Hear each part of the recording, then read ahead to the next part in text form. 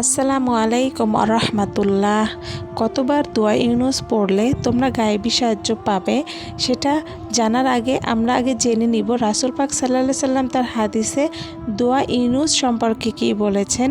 রাসূল পাক সাল্লাল্লাহু আলাইহি সাল্লাম বলেছেন, যখন ইউনুস নবীকে সাগরে নিক্ষেপ করা হলো তখন ইউনুস নবী সাগরের তলদেশে গিয়ে মাছের পেটে চলে গেলেন এবং তখন তিনি তার অন্ধকার ছাড়া কিছুই দেখতে পেলেন না এবং এই অন্ধকার থেকে মুক্তি লাভ করার জন্য এবং বিপদ থেকে মুক্তি লাভ করার জন্য ইউনুস নবী আল্লাহ পাকের কাছে এই দোয়া ইউনুসটা পড়া শুরু করলেন।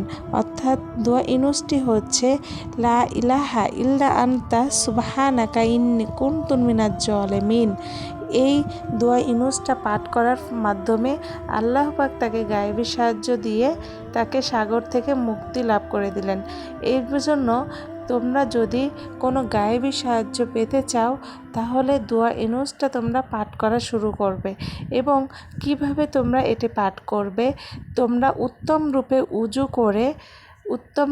উজু করে দুরূদ শরীফ পড়ে নিবে। দুরূদ শরীফ পড়ার পরে এই দোয়া ইউনুস 7 বার পড়ে আল্লাহ পাকের কাছে তোমরা গায়েবী সাহায্য চাবে। যে কোনো বিপদের সমস্যার সম্মুখীন হলে অবশ্যই এই দোয়া ইউনুস পাঠ করে আল্লাহর কাছে পানাহ চাও। ইনশাআল্লাহ আল্লাহ তোমাকে গায়েবী সাহায্য দিয়ে দিবেন এবং তোমাকে বিপদ থেকে রক্ষা করবেন।